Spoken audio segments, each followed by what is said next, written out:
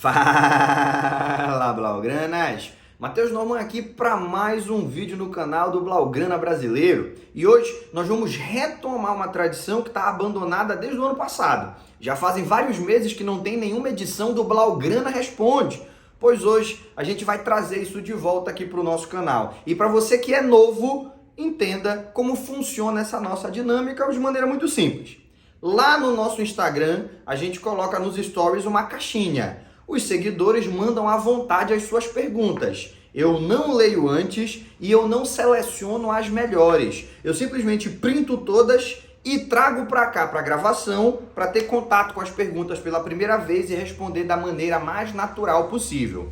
No começo, dava para responder todo mundo. Hoje em dia tem muita pergunta, então eu estabeleci um limite. 1 hora de vídeo é o limite para a gente responder as perguntas. Eu vou responder quantas couberem em 1 hora e vou tentar ser sucinto. Não é o meu forte, eu falo pra caramba, mas eu vou tentar ser sucinto nas respostas para poder responder o máximo possível de pessoas. Tudo bem?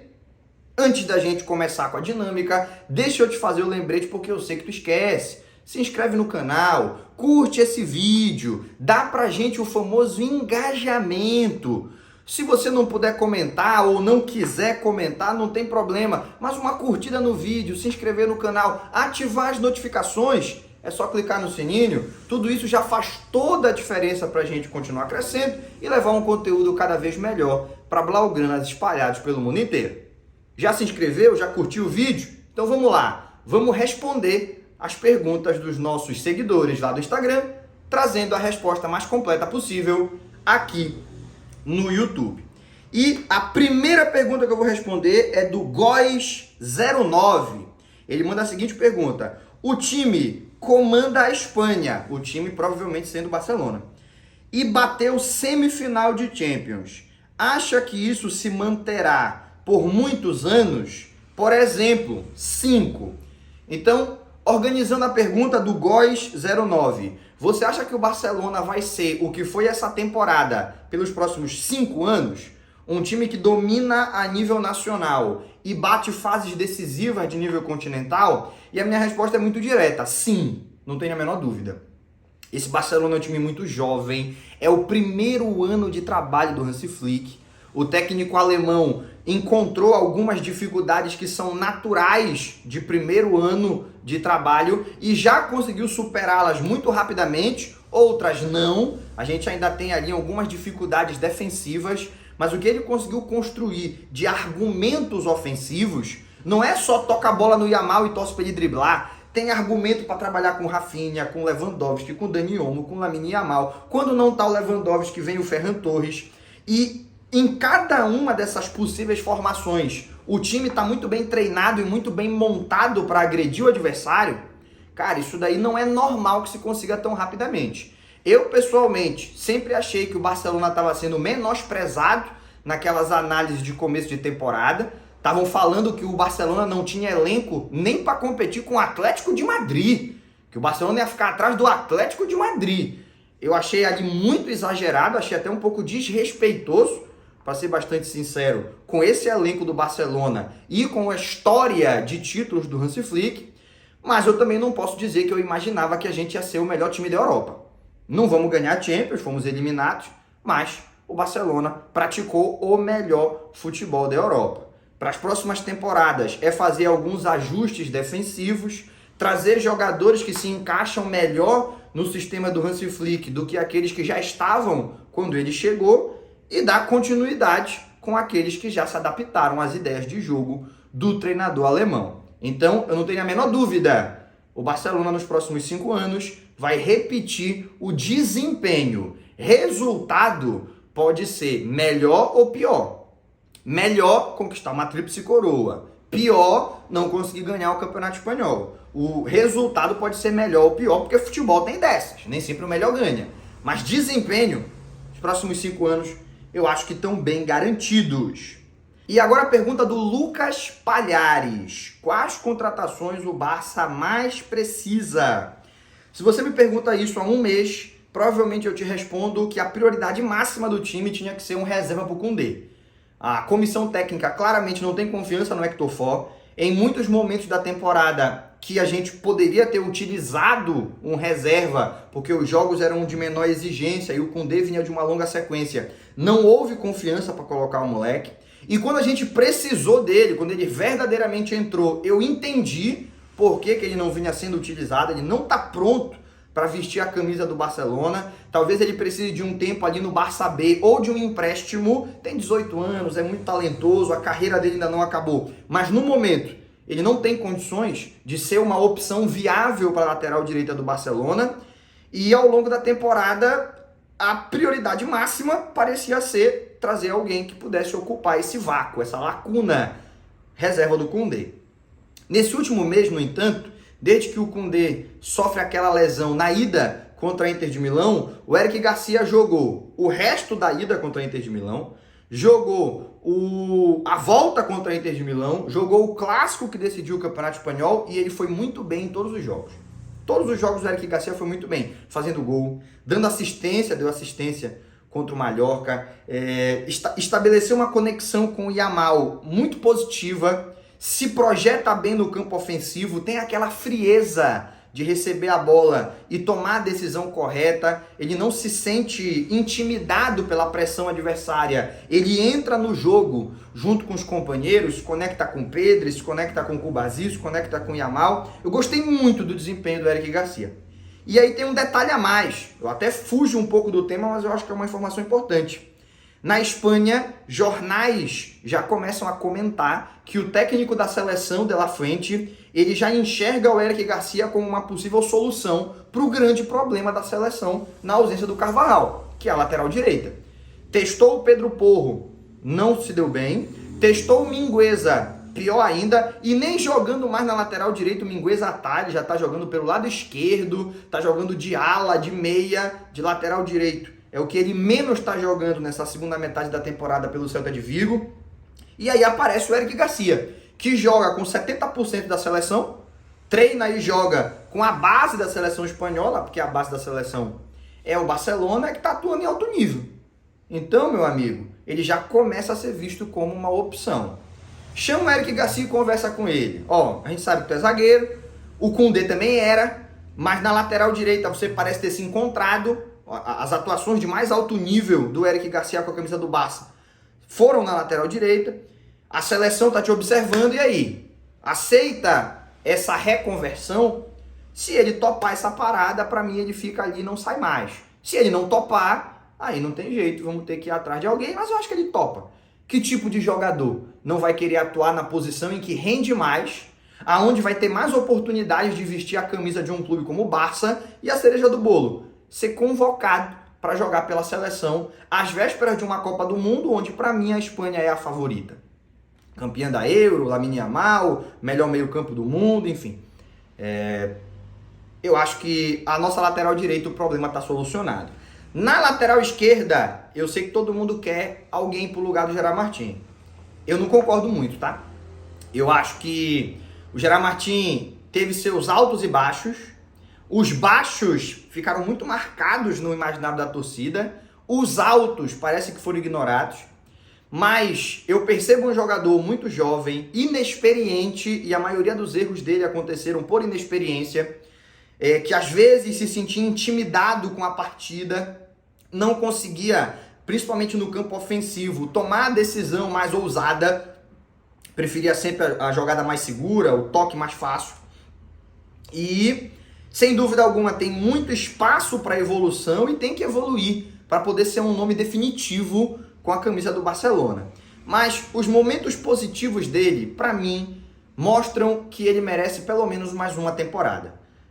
Um jogador que na sua primeira temporada joga o que jogou contra a Real Sociedad, joga o que jogou naquele segundo tempo contra a Inter de Milão numa semifinal de Champions, ali ele chamou a responsabilidade. Joga o que jogou contra o Real Valladolid, que talvez seja o teste mais fácil, pior time que eu vi em muito tempo no futebol espanhol, mas também conseguiu assumir uma responsabilidade bacana. Vai terminar a temporada com 6 assistências e 1 gol, se é que não vai fazer mais alguma coisa aí nas próximas 3 rodadas. Vai terminar com 7 participações em gol. Cara, para uma primeira temporada tá muito bom, viu? Um outro dado interessante, ele é o lateral que mais ganha duelos aéreos no futebol espanhol. Para o Barcelona que sofreu tanto com o jogo aéreo, principalmente nessa reta final. Isso é um dado importante que tem que ser levado em consideração.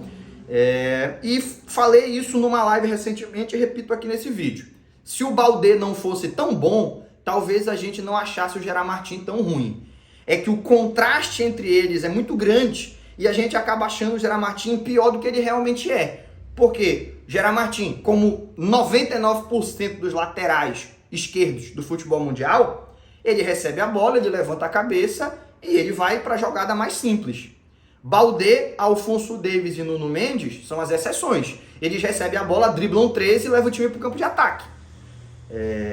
Os reservas desses três sempre vão parecer pior do que realmente são. Sempre vão parecer ser piores do que realmente são. Então, eu daria pelo menos mais uma temporada para o Gerard Martin. Se ele se consolidar, ele fica sendo reserva do Baldé o tempo que ele aceitar, o tempo que ele quiser.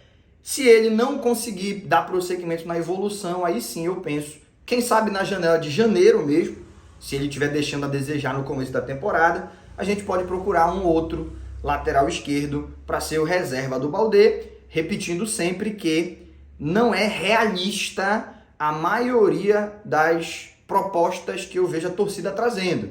Traz o Grimaldo para ser reserva do Baldé. Peraí, Grimaldo não vai vir para ser reserva do Baldé. Ou ele vem para ser titular, ou ele não vem. Traz o Nuno Mendes, o Alphonso Davies.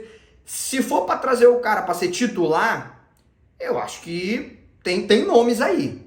Só que aí o Baldé vai querer ficar sendo reserva? Esse cara que chegar vai querer ser o reserva? Se é para trazer alguém que aceita ser reserva, dificilmente vai ser um jogador diferenciado.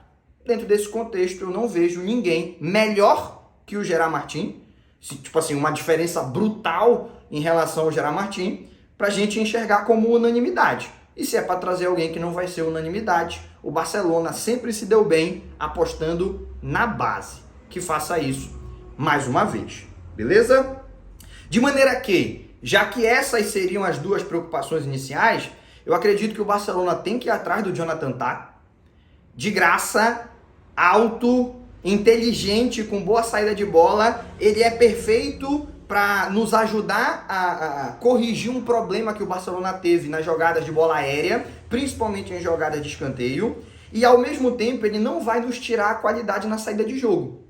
O Araújo, por exemplo, que é um cara mais alto, mais forte, na saída de bola deixa a desejar. O Jonathan Tah se encaixa melhor no sistema do Flick, e eu gostaria de ver um ponta de preferência que jogue nas duas pontas. Barcelona não tem fair play financeiro para trazer 5 jogadores.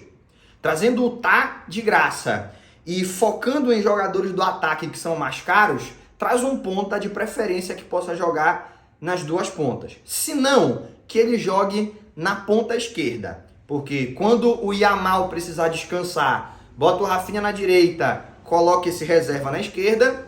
E quando o Rafinha precisar descansar, ele já entra direto por ali. Um nome bacana seria o Nico Williams. Ele teve uma temporada de altos e baixos, de muitas lesões, mas ainda é um jogador com um potencial brutal, que se aceitar fazer parte desse rodízio, para mim, encaixaria perfeitamente. Se for para trazer, sei lá, o Cubo, que não contribui muito, rabisca pra caramba, mas né, gol, assistência mesmo, ele não consegue produzir, é melhor não trazer. Repito, se é para trazer jogador meiote, só para dizer que trouxe, só para dar uma satisfação para a torcida, é melhor não trazer. Se der para trazer Nico Williams, o Sané, se aceitar a condição de reserva também seria um bom nome. Alguns meios de comunicação têm falado do Rafael Leão. Eu já acho um pouco surreal a ideia que ele venha para compor elenco. Se ele vier para ser titular e não dá para tirar o Rafinha do time, tem que ver esse ponta que contribua e que aceite ser reserva. Na minha cabeça seria o Nico Williams. Negociações ainda tem que acontecer. Janela muito longa, esses são os nomes que eu penso. Próxima pergunta, José Alfredo, 22, mandou pra gente a seguinte pergunta. ADM, para você, qual seria a lista de dispensas? Ele escreveu despesas, mas eu acho que é dispensas. Dispensas do Barça para a próxima temporada? É uma pergunta complicada. Eu não acho que há uma lista de dispensa. Aquele jogador descartável que tu manda embora e não importa quanto ofereçam, tu aceita porque tu quer te livrar dele. Eu não acho que essa lista exista. Mas a imagem do Araújo e a relação dele com a torcida depois de 2 temporadas sendo visto como o principal responsável da eliminação na Champions, é difícil imaginar que ele siga na equipe por muito tempo. Esses 6 meses entre a renovação dele e a janela de transferência do meio de ano era para ele comprovar que conseguia se adaptar ao sistema do Flick e se consolidar titular, e na verdade o que aconteceu foi o inverso, ele virou a última opção para a defesa. Ele está atrás do Eric Garcia, atrás do Christensen. É um jogador que tem mercado e eu sinceramente acho que ele é um jogador de alto nível. O Araújo é um jogador de primeira prateleira, só que ele não serve para esse sistema. A gente lembra do Araújo jogando naquele sistema do Xavi, em que ele ficava um pouco mais perto da área, colado com o goleiro, de mãos dadas com outro zagueiro, não se exigia dele uma saída refinada. Num sistema de jogo que protege um pouco mais os seus zagueiros, como joga o Arsenal, como joga a Inter de Milão, como joga a Juventus, enfim, tem vários exemplos aí, eu acho que ele bota a camisa e vira ídolo. Eu não acho ele um jogador de baixo nível. Mas para o sistema do Barcelona eu acho que ele não encaixa. E essas 2 eliminações que caíram na costa dele, e eu não acho que é injusto, eu acho que a parcela de culpa dele talvez seja acima da média do resto da equipe, embora, claro, não seja o único culpado. Eu acredito que ele mesmo já começa a voltar a ter aqueles pensamentos de construir o resto da sua carreira em outro lugar. Mas a oferta que vier tem que ser boa, tá? Não é 35 milhões como a Juventus ofereceu em janeiro, o Barcelona não vai pegar. 60, 70 milhões, que inclusive dizem a cláusula rescisória dele, 70 milhões, aí eu acho que o Barcelona já aceita. E outros 2 nomes que devem sair, ou que pelo menos se pedirem para sair, o Barcelona não vai dificultar a vida, Pau Vitor e Pablo Torre.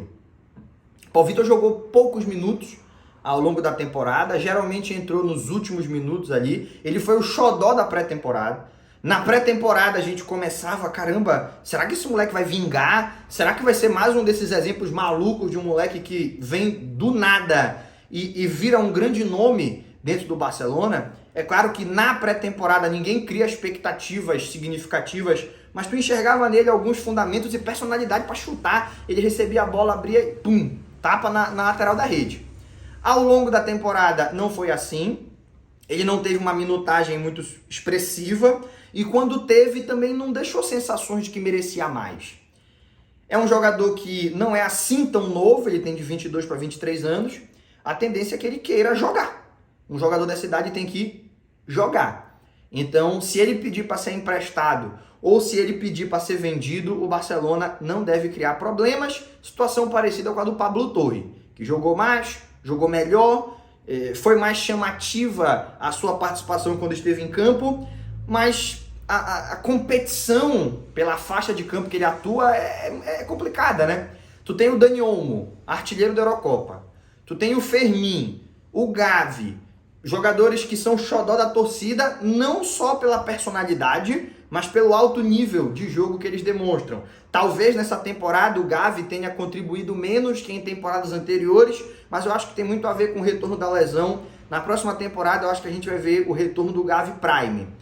O Fermin ainda precisa ganhar um pouco de experiência, porque em alguns momentos ele não precisa ser tão, vamos dizer, intenso.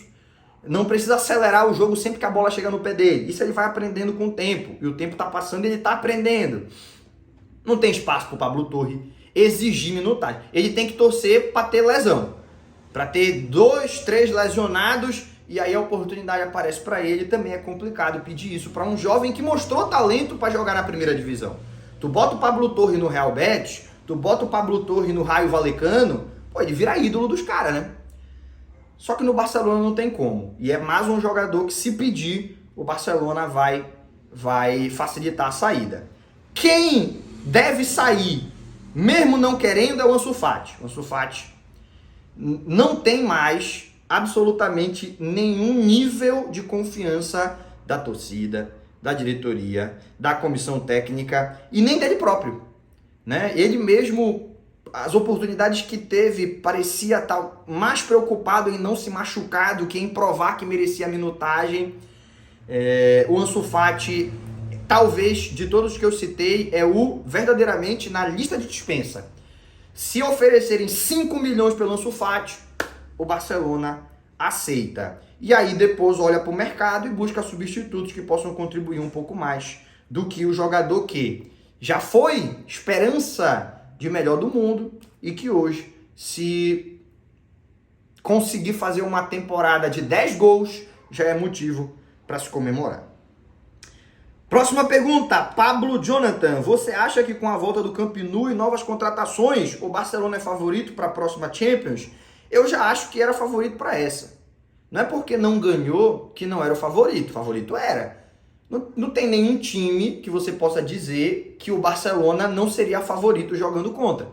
O que não significa que vai ganhar de qualquer time, né? Eu falo isso logo num dos primeiros vídeos que a gente solta aqui no começo da temporada. Eu digo que o Barcelona, para mim, era o grande favorito para ganhar o Campeonato Espanhol e eu justifico, né? Olhando para o elenco do Real Madrid, vendo a quantidade de furos que estavam sendo ofuscados pela presença das estrelas no ataque. A chegada do Mbappé fez todo mundo parar de discutir a saída do Toni Kroos, a saída do Nacho, a saída do Rossello e a queda de nível técnico de alguns jogadores, o envelhecimento do Modric, o envelhecimento do Rüdiger, o próprio Courtois não viveu uma temporada nível Courtois, ele se destacou, mas aquelas partidas do Courtois no auge nessa temporada aconteceram em menor quantidade. Então, para mim, o Barcelona era o favorito para ganhar o Campeonato Espanhol. E a Champions? A Champions a gente tem que ir falando rodada por rodada. Mas por quê? Porque Champions é mata-mata. Copa do Rei é mata-mata. Isso vale para a Copa do Mundo, Eurocopa, enfim, qualquer competição em que você possa ser eliminado em um jogo. Competição mata-mata. Não dá para você apontar no início da temporada, passando uma moto boa aí, ó. Boa essa moto. Não dá para você apontar no início da temporada quem vai ganhar. Você pode chegar, como foi o caso, na semifinal, o Barcelona sem o Lewandowski, sem o Ter Stegen, sem o Koundé, sem o Baldé. É um Barcelona pior do que o melhor Barcelona. E mesmo assim competiu da maneira que competiu e foi eliminado no detalhe, né? Muita gente aponta uma falha individual. Uma falha individual do Araújo. Tem que ir jogo a jogo. Então, favorito vai ser o campeão, é o grande favorito. Dá para fazer uma aposta segura, esse aqui que vai ganhar? Cara, mata-mata é complicado. Tu erra um passe, tu não tem 37 rodadas para te recuperar. Tu vai para casa e tu não vai mais ter outra oportunidade de jogar, né?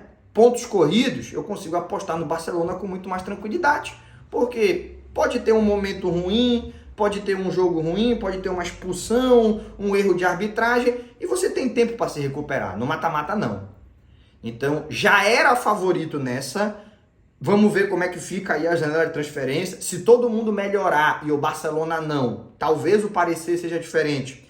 Mas o que a gente vislumbra pelos boatos do que as outras equipes devem contratar e do que o Barcelona já tem em mãos, talvez a única equipe que mude de patamar seja o Bayern de Munique se consolidar a contratação do Wirtz. Que a dupla Wirtz e Musiala eu acho que muda o Bayern de Munique de patamar, mas vai ter que olhar para a defesa, que a defesa está bem esburacada. Levando em consideração os outros boatos, eu não acho que nenhum outro time esteja mudando de patamar. Se ninguém mudar de patamar, o Barcelona está ali sozinho, sem dúvida alguma, para mim é o favorito, principalmente tendo o advento do Camp Nou. Eu já fui no Camp Nou e no Estádio Olímpico de Montjuïc. E a atmosfera é completamente diferente. O Camp Nou tem uma energia muito mais potente. Beleza? Kaique 021. Já respondi essa pergunta aqui, né? Pergunta sobre quem eu contrataria. Então eu vou para a próxima. Podemos esperar grandes contratações. Já falei sobre o Eric Garcia na lateral direita. Deixa eu ir aqui então. Deixa eu ir aqui para um outro grupo de perguntas. Por outro grupo de perguntas. O Matheus SC08. Você acha que a eliminação na Champions poderia abalar a nossa confiança para a Liga? Lembrando que essa caixinha de perguntas eu coloquei nos stories antes do clássico contra o Real Madrid. Eu estou respondendo depois, mas eu coloquei a caixinha lá antes. Eu só estou pegando essa pergunta aqui, apesar dela estar um pouco desatualizada, vamos dizer, porque me perguntaram isso antes do jogo contra o Real Madrid. E eu até falo, tá num vídeo aqui no YouTube mesmo, o vídeo que a gente fez de prévia do jogo contra o Real Madrid. Eu falo sobre esse assunto e eu afirmo que eu não acreditava que o Barcelona chegaria abalado. Eu acreditava que o Barcelona chegaria mordido.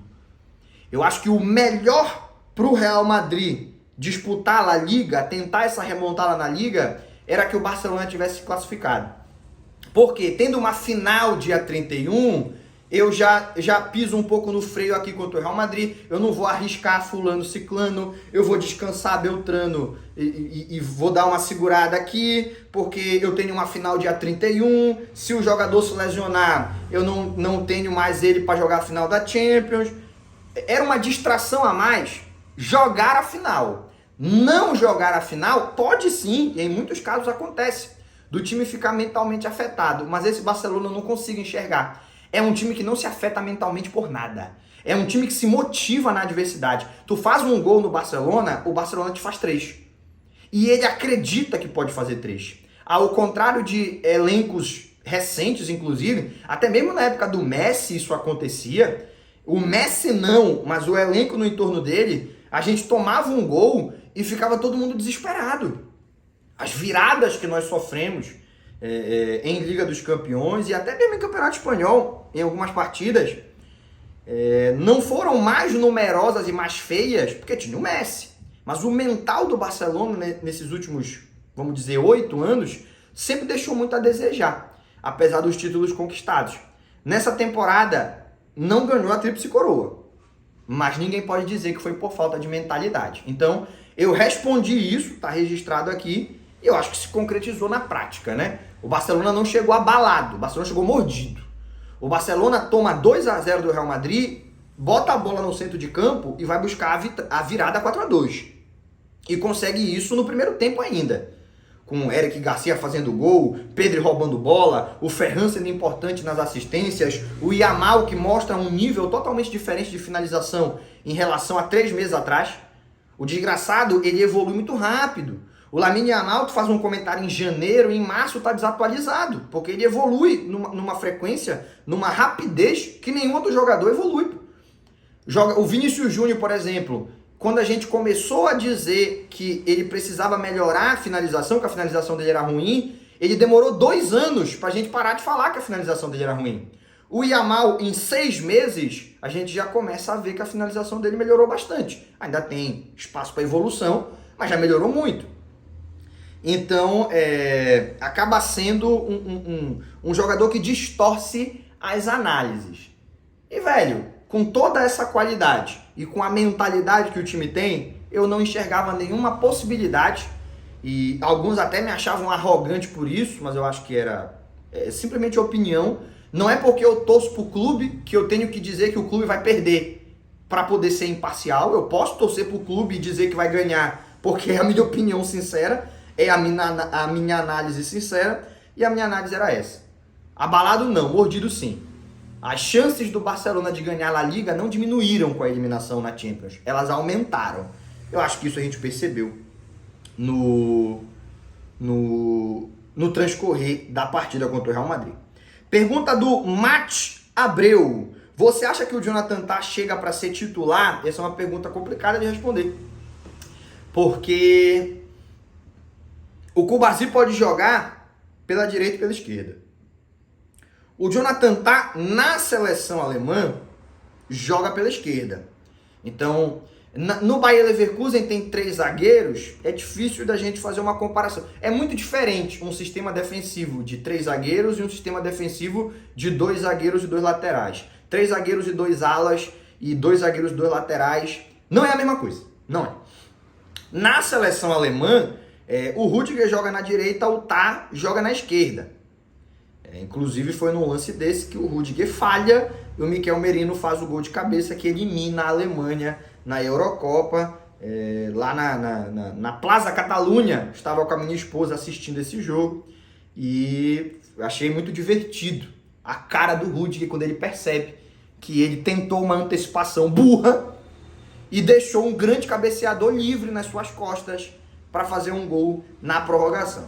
Divertidíssimo aquele dia para mim. E o Jonathan Tah então joga pela esquerda. Então a briga dele seria com o Íñigo Martínez e não com o Cubarsí. Mas digamos que, pelo fato do Tah ser destro, o Flick quer que ele jogue pelo lado direito. A briga dele seria com o Cubarsí. Hoje, eu acho que o Íñigo e o Cubarsí, eles formam uma dupla muito bem encaixada. E os melhores momentos que a gente viveu na temporada, enquanto a números defensivos, foi com esses dois.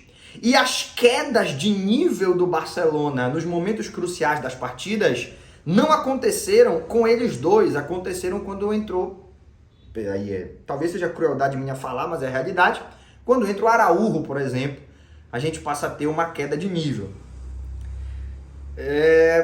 Então, eu acredito que ele não chega para ser titular. Jonathan Tah não chega para ser titular. Mas ele tem condições técnicas e físicas de brigar para assumir essa titularidade. E eu imagino que quando ele firmar esse acordo, se esse acordo for firmado, vai estar muito claro para ele que hoje a nossa dupla é Íñigo e Cubarsí. E que se você chegar e nos treinos e nos jogos mostrar que merece, você vai assumir a titularidade, porque ninguém tem lugar cativo. Talvez dos dois, entre Íñigo e Cubarsí, quem tenha tido uma temporada de mais momentos alarmantes, e não porque teve uma temporada ruim, é porque a gente estamos comparando dois caras que jogaram muito, eu tenho que dizer quem jogou mais e quem jogou menos. Entre os dois, eu acredito que o Cubarsí jogou um pouco menos. Eu acho que o Cubarsí cometeu mais erros, muito pela inexperiência.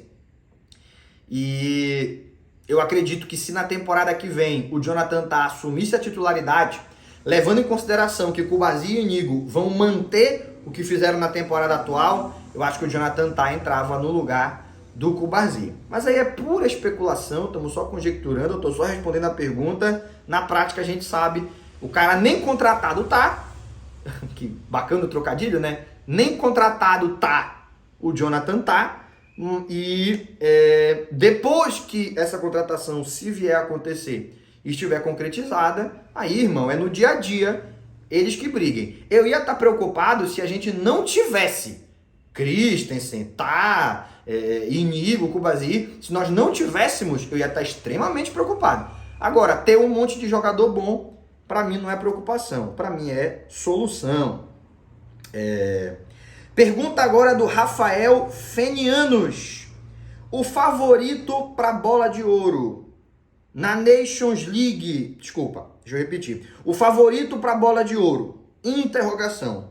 A Nations League pesa para votação? Cara, eu vou responder em duas etapas. Primeiro, eu não sei quem vai ganhar a bola de ouro. A minha opinião de quem é o melhor jogador da temporada não necessariamente é a minha opinião de quem vai ganhar a bola de ouro. Porque a gente sabe que a votação da bola de ouro, e não é só a bola de ouro, qualquer votação dessas internacionais tem muita pressão midiática, tem pressão de empresário, tem pressão de presidente de clube, Cara, o futebol importa, mas não é só o futebol que importa. Tem vários fatores extra-campo que acabam influenciando quem vai ganhar premiação X, premiação Y. E a bola de ouro acabou virando uma premiação que ela escolhe o melhor jogador do time mais vitorioso naquela temporada.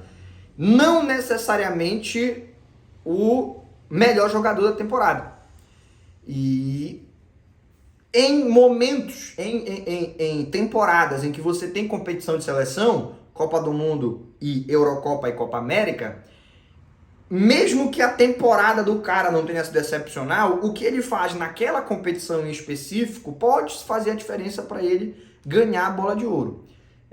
Tem vários exemplos aí, né? O Messi, que ganhou em 2021 pela Copa América. Ele, quando ganha ali, a premiação foi em 2023, mas pelo que ele fez na Copa de 22, não era pela temporada com o PSG, não que a temporada tenha sido ruim, mas não foi aquilo que fez ele ganhar, a gente sabe disso. Ganhou pela Copa do Mundo, e aí cada um vai pensar se está certo, se está errado, não é o que eu estou discutindo. Mas acaba que é uma premiação que não necessariamente vai ganhar o melhor jogador da temporada. Vai ganhar o jogador que brilhou mais no momento mais midiático da temporada. Em outras palavras, para mim, o melhor jogador da temporada foi o Rafinha. Mas o melhor jogador desses últimos 2 meses, que foram os meses em que os holofotes estavam mais fortes nos grandes palcos de Campeonato Espanhol, de Liga dos Campeões, nesses últimos 2 meses foi o Lamine Yamal. No entanto, se o PSG ganhar a Champions, os caras podem querer dar o prêmio pro Dembélé, que é para seguir naquela toada de dar o prêmio para quem ganhar a Liga dos Campeões. Não é isso? E aí você me faz aqui uma pergunta que me ajuda a fechar esse raciocínio. E a Nations League pode pesar? Até hoje não pesou. Até hoje não pesou. Mas talvez o Lamine Yamal, vai ter Espanha e França. O Lamine Yamal bota o jogo no bolso e elimina o Dembélé. Depois leva o time para a final, decide a final. Com esses últimos 2 meses que ele fez, em que ele foi o melhor jogador do mundo nos últimos 2 meses, foi o Lamine Yamal pode ganhar a bola de ouro tranquilamente.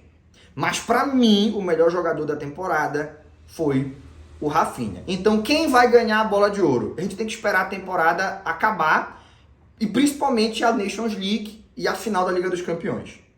Não dá para saber agora, vai depender muito de quem for campeão. Quem foi o melhor jogador da temporada? Na minha opinião, Rafinha. Vitor MS. Você acha que se essa prorrogação contra a Inter tivesse acontecido em Montjuïc ou no Camp Nou, teria sido diferente? Eu acho que nós nunca vamos ter essa resposta. Porque não aconteceu, né? Por uma ridícula mudança de última hora que a UEFA fez, porque estava tudo acertado para quem tivesse a melhor campanha na fase de liga decidir em casa no mata-mata inteiro da Liga dos Campeões.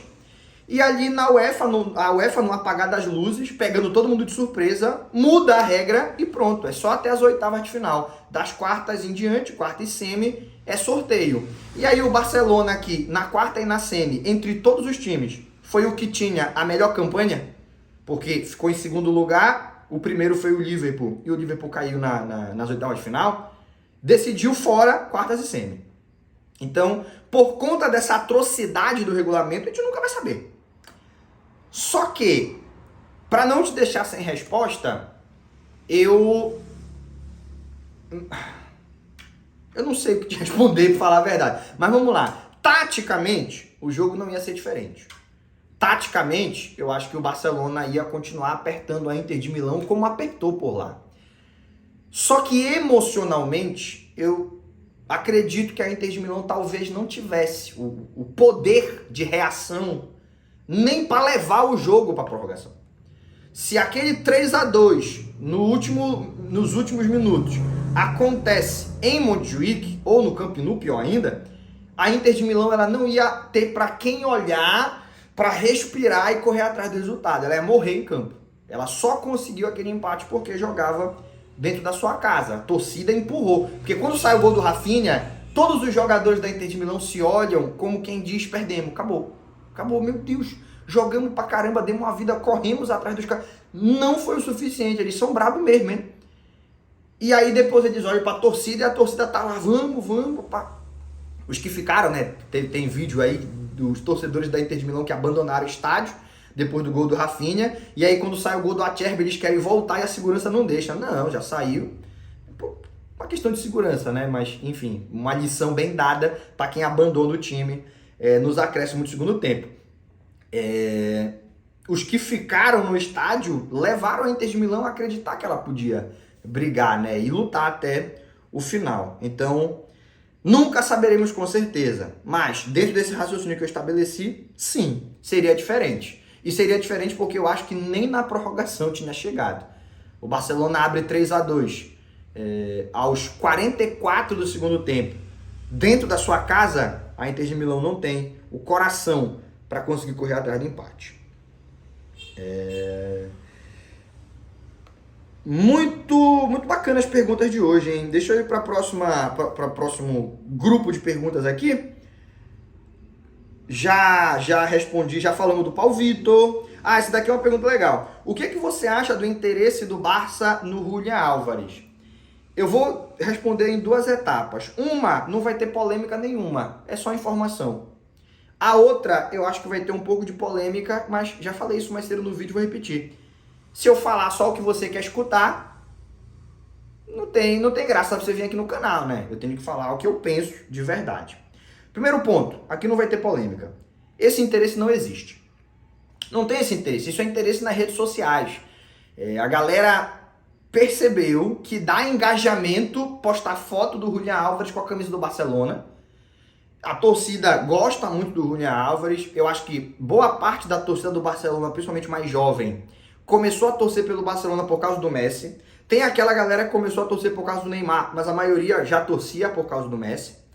E quando vê o Messi ganhando a Copa do Mundo e o Julián Álvares ajudando, porque ele ajudou pra caramba, cria um carinho muito especial pelo Julián Álvares, pelo Dibu Martínez, pelo Otamendi, Enzo Fernandes, enfim, né, McAllister e jogadores de alto nível, tá?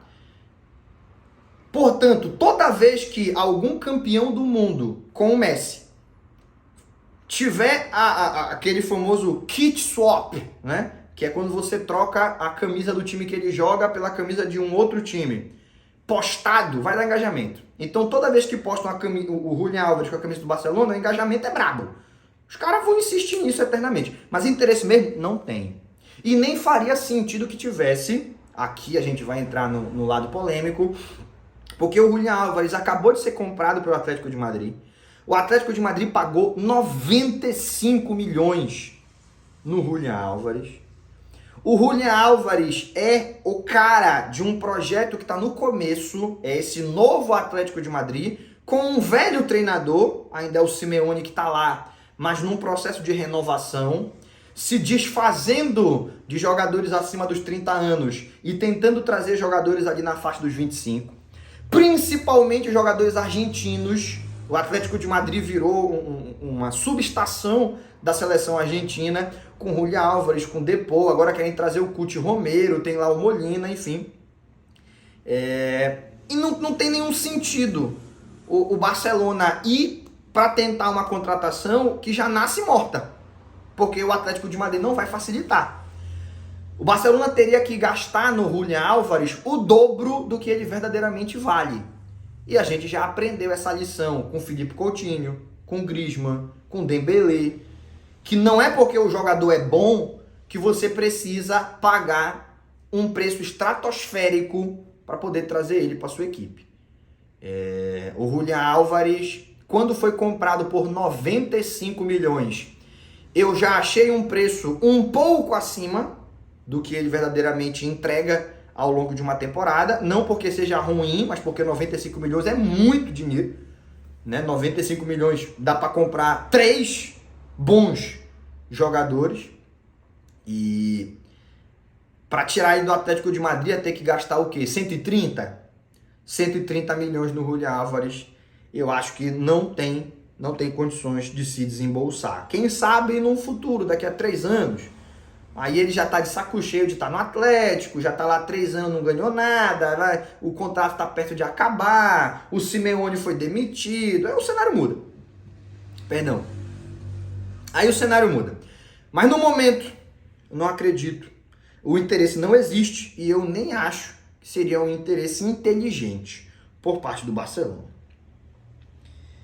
Deixa eu ver mais uma pergunta aqui. Aqui o Jorge Marques faz o seguinte: ADM, por que a diretoria do Barcelona não oferece uma troca do Araújo pelo Julián Álvares? Pode até oferecer, mas até um desrespeito com a diretoria do Atlético de Madrid. Você oferecer um jogador que está avaliado em 50 milhões, que é o preço do Araújo, a avaliação do Araújo hoje é de 50 milhões. Você oferecer um zagueiro avaliado em 50 milhões em troca de um centroavante avaliado em 95. Oferecer pode. Os caras não vão aceitar de jeito nenhum. Né? Pergunta do Ferreira17. Como você acha que o time vai reagir? Isso daqui eu já respondi. Deixa eu ir para a próxima. O Matheus _WL. Nico Williams ainda seria uma boa? Eu acho que sim. Eu acho que ele ainda é um jogador com uma cláusula rescisória abaixo do seu valor de mercado. A cláusula dele é de 58 milhões, o valor de mercado é de 75. Nessa temporada, não foi a melhor temporada dele, mas ele mesmo assim contribuiu com mais de 20 participações em gol, entre gols e assistências ao longo da temporada, para um time como o Bilbao, que é um time de poucos gols e de muito sacrifício defensivo. São números interessantes. Ele mostrou uma faceta de compromisso, principalmente nos jogos grandes, de acompanhar o lateral adversário até o final, parecido com o que ele fez com a seleção espanhola na Eurocopa, e que é justamente a faceta que a gente precisa para um jogador que venha para ser reserva do Rafinha ou para ser substituto do Lamine Yamal. Ele joga nas duas pontas, ele começou a carreira na ponta direita, embora a melhor versão dele seja na ponta esquerda, então ele viria para dar profundidade de elenco, ele viria para dar drible, ele viria para dar sintonia. Ele, na seleção espanhola, joga com Dani Olmo e com Yamal. Como é que ele não vai se entender com esses caras no Barcelona? Ferran Torres também está lá na seleção espanhola. Quando não jogar o Lewandowski, jogar o Ferran Torres. É o ataque da seleção espanhola que a gente vai ter ali. Então, eu acho que vale muito a pena. Eu sei que parte da torcida tem raiva do Nico Williams porque se sente traído. Pô, prometeu que vinha e não veio. Mas é importante a gente lembrar que ele não prometeu nada, né? A gente que viu ele gravando o TikTok com o Yamal e já começou a pensar que aquilo era um sinal de que ele queria vir para o Barcelona. Mas ele só estava dançando o TikTok com o Yamal. Algumas pessoas, né? Não gosto de usar o termo fontes, porque parece que eu sou muito importante. Mas algumas pessoas que eu conheço, trabalham no clube, me falam que o ambiente lá dentro é de torcer um pouco o nariz, porque não gostou dele não ter confiado nas ofertas, né? Porque a ideia foi a seguinte: ele queria jogar no Barcelona, o Barcelona queria contratá-lo, mas ele ficou assustado com os problemas de fair play financeiro. Pois se eu for e não me registram, o que vai ser da minha carreira?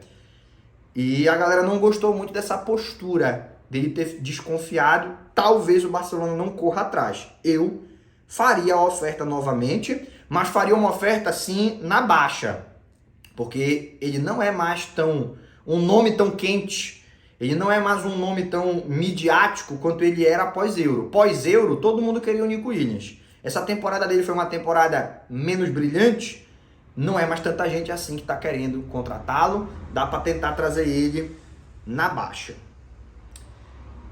Próxima pergunta, a pergunta do Alisson Neves.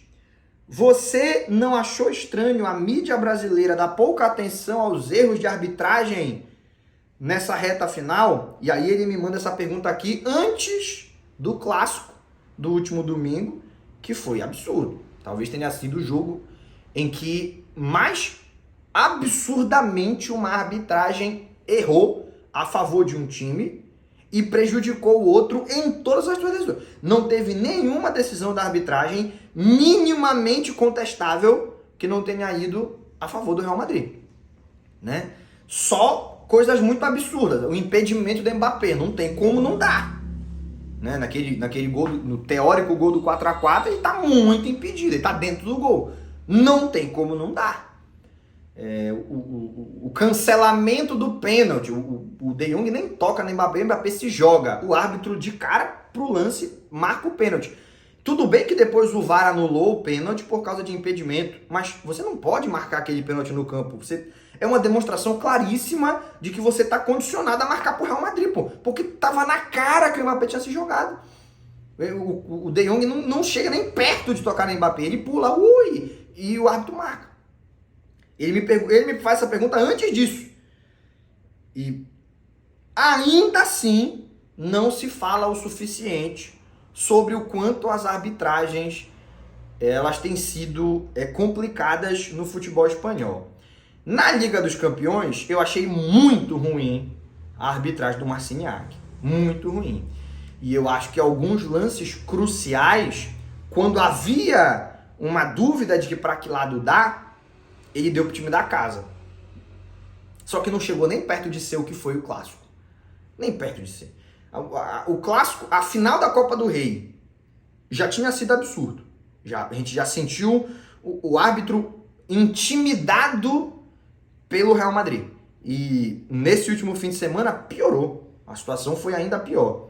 Eu quero acreditar que não existe intenção, que não é premeditado, que é simplesmente sentir a pressão de um time que, se você errar contra ele, ele vai afetar a sua vida. Quem não lembra do cara que expulsou o Bellingham naquele jogo contra o Osasuna, que teve a vida vasculhada pela mídia de Madrid, até encontrarem um post de uma empresa dele no qual ele anunciava que tinha uma vaga de emprego no Atlético de Madrid e transformaram aquilo em motivo de investigação. Não me recordo o nome do cara, se não me engano era Monoeira Monteiro, mas talvez eu esteja equivocado, né? Depois eu confirmo isso. Mas você deve lembrar desse caso. Então os caras têm medo do Real Madrid. Nisso eu acredito piamente. Os caras têm medo do Real Madrid. E aí, na dúvida, eles apitam pro outro lado. Só que o Barcelona é tão superior ao Real Madrid. O Barcelona é tão melhor que o Real Madrid. O Hansi Flick montou um time tão superior ao time do Ancelotti que o árbitro, apesar de ter se esforçado para atrapalhar o espetáculo, não conseguiu atrapalhar o título do Barcelona. Olha aqui um elogio, raro isso, hein? Para me escrotear, todo dia aparece 12. Para me elogiar, raro, vou até ler aqui, ó. O Igão Tom underline. ADM, acho muito legal a atenção que você dá aos seguidores. Gosto muito dos seus vídeos de live pós-jogo. Eu vou agradecer aí o Igão Tom. Né? No começo eu tinha menos seguidor, eu me esforçava para responder todo mundo no direct. Hoje em dia, infelizmente, não dá mais. Né? A gente recebe aí no direct do Instagram, né? Que a página no Instagram é mais antiga que o canal no YouTube. Aqui no YouTube eu acho que a gente está indo para 7 mil inscritos só. Lá no Instagram tem 67 mil seguidores. Então, lá é complicadíssimo de responder todo mundo. A gente recebe 50, 75 mensagens todo dia. Às vezes mais do que isso. Não dá mais para responder todo mundo. Mas eu ainda tento dar atenção ali. Quando aparece alguma coisa nas notificações, né? Eu tô mexendo no celular, aparece ali, eu vejo que é uma pergunta bacana. Eu abro e respondo. Eu faço essas dinâmicas aqui de resposta. Então eu agradeço a galera que reconhece aí o nosso trabalho. Eu fico muito feliz que vocês estejam gostando do que eu estou fazendo. Porque o que eu faço para vocês gostarem. Se vocês não gostarem, não tem motivo para eu fazer. O Matheus Figueiredo 94. Você é sócio torcedor? Vai em todos os jogos? Quais os valores para todos os ingressos da temporada?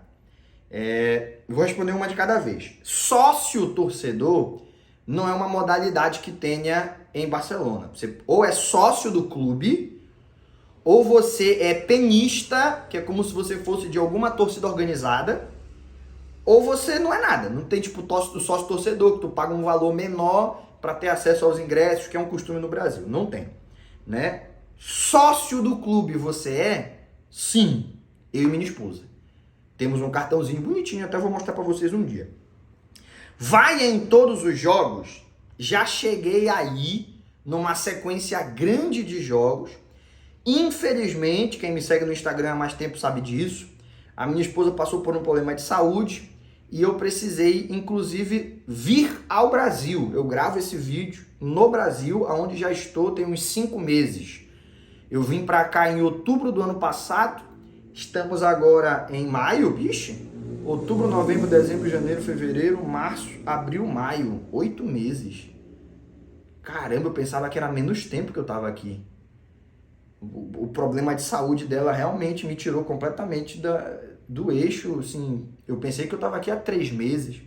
Mas enfim, a gente veio visitar a família, ela adoeceu, teve um problema que ela superou, mas a gente ainda precisa continuar aqui porque ela está fazendo acompanhamento pós-alta. Já não está mais no hospital, fazendo acompanhamento com o médico e está sendo uma vitória, todo mês uma vitória diferente, e ela está na reta final já, né? Provavelmente no começo da próxima temporada já estarei de volta em Barcelona. Ela já, assim, talvez eu esteja... Inclusive ela aparece aqui para me avisar que eu já estou com mais de 1 hora de vídeo, que é para eu começar a encerrar. Então vou terminar essa resposta, responder mais uma pergunta e encerro o vídeo. Sem expor muito a situação, ela já está... O último remédio, depois que ela recebeu alta do hospital, ela estava tomando 5 remédios diferentes. E esses remédios foram sendo tirados pela neurologista que a acompanha, um a um, para ver como ela respondia. E o último remédio que ela está tomando entrou na fase de ser retirado. Então, no final desse mês, ela já não vai mais estar tomando esse remédio. A gente vai precisar aguardar 1, 2 meses para saber se o corpo dela se acostumou a não tomar esse remédio. E aí ela vai receber uma alta definitiva. Posso voltar a Barcelona. Não é isso? E qual foi a última pergunta que você mandou, Matheus? Quais os valores de ingresso para toda a temporada? Cara, não lembro de cabeça, me desculpa. Mas tem lá os que na Inglaterra chamam de season tickets, né? O ingresso para a temporada, que você compra um assento para a temporada inteira. O que eu me recordo, que era o que eu tinha decidido comprar para essa temporada agora, na virada do... O que aconteceu, né? Em teoria, Montjuïc ia ser o estádio do Barcelona até dezembro, de janeiro em diante ia ser do Camp Nou. Então eu ia comprar o do Camp Nou de janeiro em diante. Nem abri o Camp Nou e nem tive a oportunidade de comprar, porque em janeiro estava aqui resolvendo esse problema pessoal, esse problema de saúde. E o que acabou acontecendo é que o que eu me recordo é que um season ticket desses últimos 6 meses da temporada, essa reta final, no Camp Nou, seria 175 euros. Então, para a temporada seguinte, você teria que dobrar esse valor, porque isso era meia temporada, 175, daria 350. 350 euros, um assento, e aí você poderia assistir todos os jogos do Barcelona na temporada de todas as competições. Vale muito a pena, porque o meu ingresso para assistir o jogo da volta entre Barcelona e PSG foi 190 euros. Então, basicamente, um jogo de mata-mata de Champions que eu fui, já era meia temporada que eu paguei para ter acesso a um assento ali exclusivo para mim a temporada inteira. Vale muito a pena. O grande problema é que não é todo mundo, né? Tu tem a ordem dos sócios. Se os sócios mais antigos não comprarem, os sócios mais recentes podem exercer a opção de comprar. Não é nem sorteio, é por antiguidade esse quesito do season ticket. Para a próxima temporada, quem sabe eu já faço essa compra e mostro para vocês lá todos os jogos do Barcelona em casa, direto do estádio, que era o que a gente fazia, né? No início da nossa página. No início da nossa página, a gente fazia a live pré-jogo no portão do estádio, lá na página do Instagram, fazia a live pré-jogo no portão do estádio. Depois ficava gravando pequenos trechos de vídeo que a gente ia postando ao longo do jogo, durante o jogo dentro do estádio, e depois eu ia para casa fazer a live pós-jogo. Quem sabe a gente retorna essa dinâmica. Vou para a última pergunta.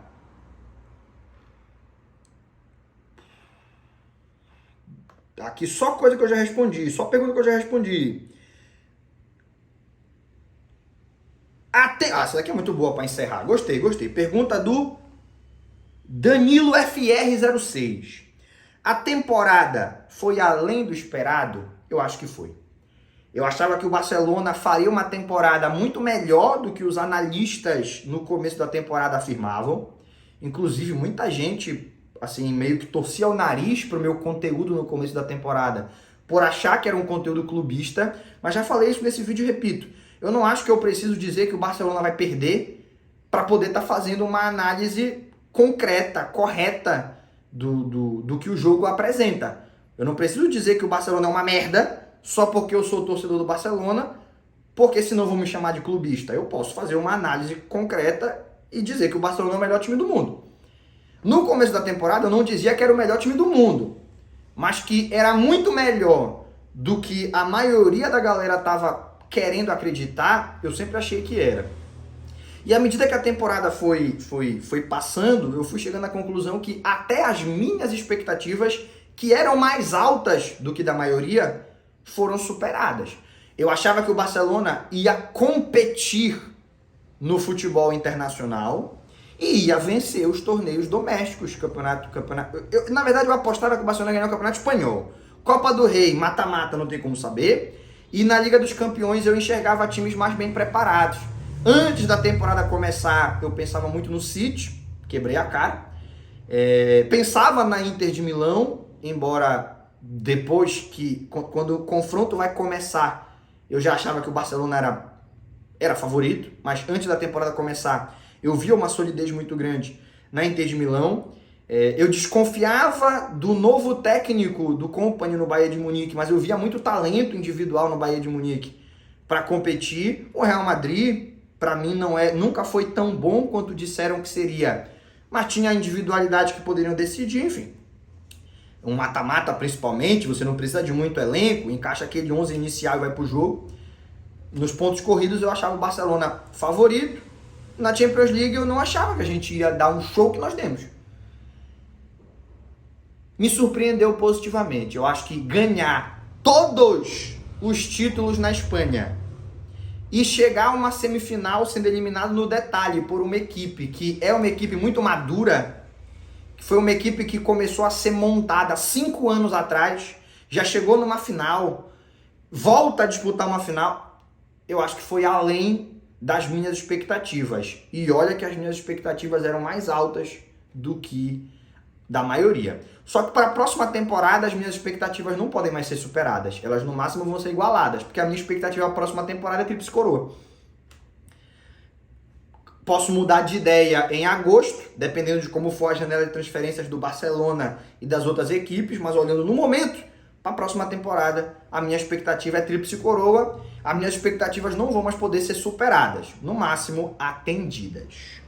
Beleza? Gostei da pergunta do Danilo FR06. Uma boa pergunta para a gente encerrar o nosso vídeo de hoje. Eu agradeço a você que ficou até o final, e se ficou é porque gostou. Então curte o vídeo, se inscreve no canal, ativa as notificações, é só clicar no sininho. E claro, se você quer concordar ou discordar de alguma coisa que viu aqui nesse vídeo, deixa aí nos comentários, depois eu vou ler e me esforçar o máximo que eu puder para responder todo mundo.